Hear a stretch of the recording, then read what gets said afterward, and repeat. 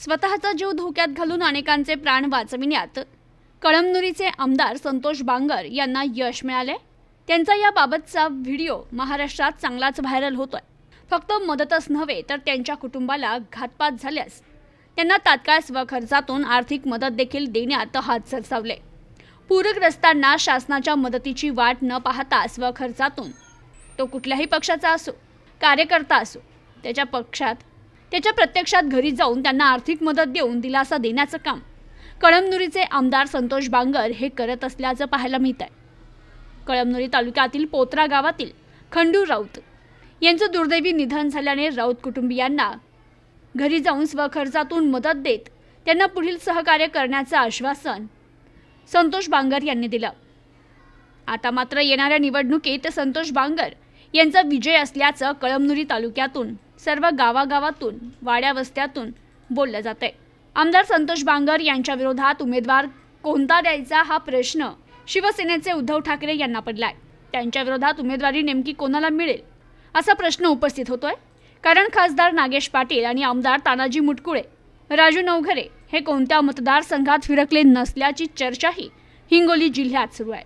आम्ही कुचकामी आमदाराची जागा दाखवून देऊ आणि संतोष बांगर यांनाच निवडून आणू असं वयोवृद्ध बोलत असल्याचं येथे दिसून येत आहे। हॅलो, कलेक्टर साहेब नमस्कार। बोला साहेब, काय नाही, फोन याच्यासाठी लावलाय, मुख्यमंत्री साहेबाला व्हिडिओद्वारे पूर्ण टोटल पुराची परिस्थिती दाखवली जी। आपल्याला फोन केला, आपण ताबडतोब ते काय म्हणतो आपण त्याला बोट वगैरे पाठवली, आम्ही ते माणसं वगैरे सुखरूप घरी पोहोचलेत।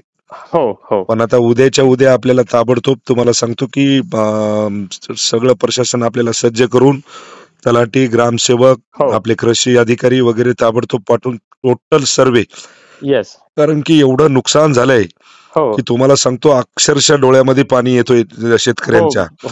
कोणाच्या घरामध्ये पाणी गेलंय, कुणाचे काहीच राहिलं नाही जी। तर ताबडतोब आपल्याला सगळ्यांना सांगून सरसकट नुकसानाची आपली त्याची पंचनामे करून घ्या। आपल्या सीएम साहेबाला बोललोय, ताबडतोब आपल्याला त्यांचे पूर्तता करा। मी पण आदेश पण काढतोय।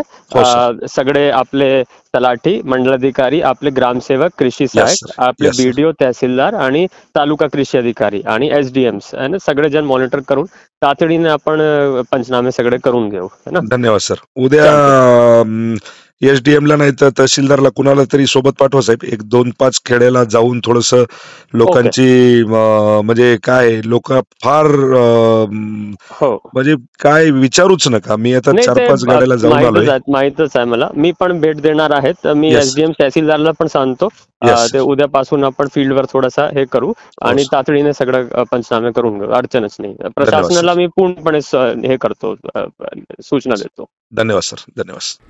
प्रतिनिधी परशुराम जाधव, न्यूज टुडे 24, कळमनुरी, हिंगोली।